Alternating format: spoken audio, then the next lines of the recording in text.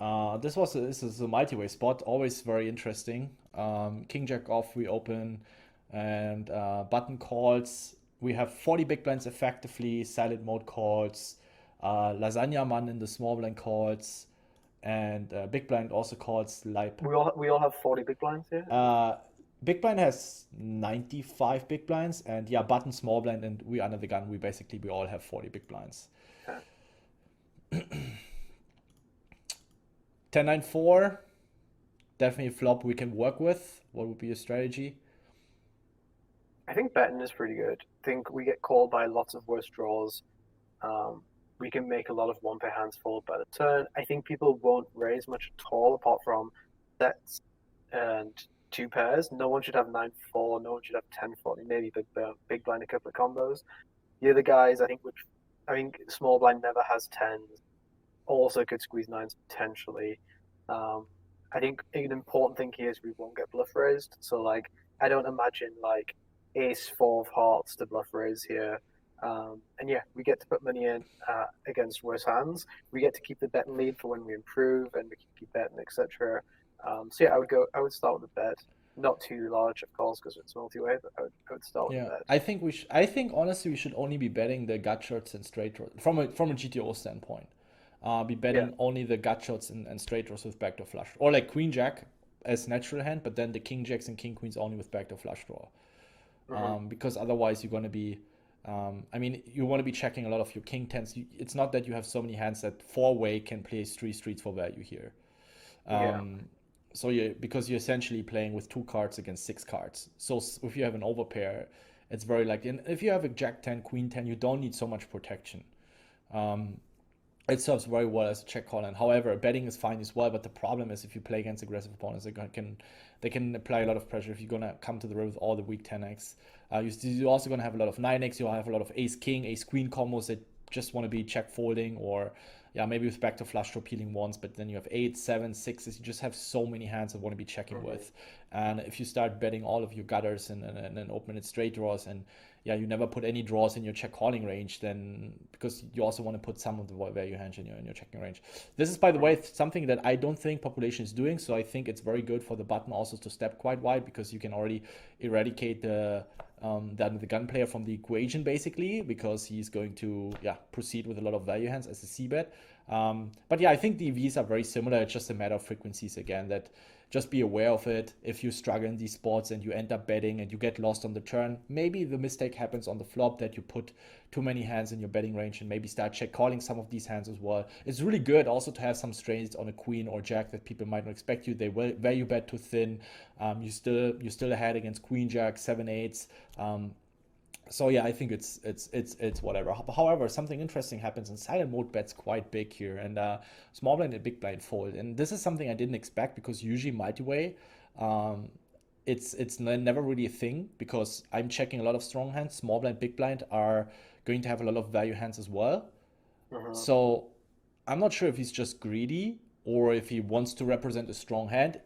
He can be very It's hard. creative. It's hard Yeah, to represent a strong hand. Like it's hard to bluff with much here, which yeah, is like there's not many natural bluffs apart from straight draws. So, and a straight draw doesn't necessarily need to like start going absolutely yeah, bananas now. They can just bet like a normal size in. yeah, Like if he has king queen, he doesn't mind if like jack eight continues or whatever. yeah. So yeah, I would be cautious, but I wouldn't be folding. Yeah, I thought the same. I think that we have to call once. Also, we need 26%, and if he has a 10, let's say, he really wants to end the hand like ace 10, he really wants to make sure folding out 9 eights, he wants to fold out 7 sixes. I definitely have seen this reasoning, like these middling strong hands, like, yeah, but I don't want to see a turn, I want to end it now. I don't know, there's different reasonings for people's um, decisions, so Hmm. Jack. Okay. What would you do if he keeps betting big? I would fold. Yeah, okay, I me think he too. has to be bluffing queen jack, which he won't do. He won't bet king 10 or ace 10 as a bluff. Um, so yeah, I think it's a pretty easy fold versus a Yeah, Bill Bar. Also, like you're not that far up in your range. Like, yeah, true. okay, What interesting. what what is he? What is he betting big and checking back on the turn? Ace 10, king 10, queen jack, king jack, I guess. Um, Jack eight. seven, 7, 8 with bet, jack 8, yeah. It's kind of interesting. So again, like, the question is, if we check to him, what's he going to bet that won't bluff catch? Essentially, does he have any hands which are in the middle, which will bluff catch, but they will also check? So he doesn't have 9-10. I don't think he would most likely bet the turn. He doesn't have Jack 10 because he would bet the turn. He doesn't have Jack 9 because he wouldn't bet the flop this size in. He doesn't have any King X because King Queen's a straight. King Jack he would bet, but you can have King 10, I guess. Like, King 10's a hand which may check back if we check. You know, I think it's reasonable for King 10 to check back if we check, to be honest. But there's not many combos of that. Yeah. There's like, you know, two suited combos left of that, so not too much of a consideration. He doesn't have Ace King. He doesn't bet Ace Jack on the flop like this. So it's kind of interesting. But he has more Maybe Queen X, right? Like Queen 10, Queen Jack. Queen 10, Queen Jack. Yeah, but he will Queen 10, Queen Jack, like, it beats us, so like against those hands we lose a bet, like, no matter what. I'd probably check and hope he just like bluffs something, I guess, rather than betting, because I don't see him bluff catching wider than he would call. He bets Right, two-third what's pot. 2/3 pot? So now we have to see which queens he can have. King Queen, never. Never, yeah. Ace Queen, never. Queen Jack, Very very unlikely, unlikely. yeah. And we also block it as well, which is like somewhat important, I would Yeah. say. So Queen 10.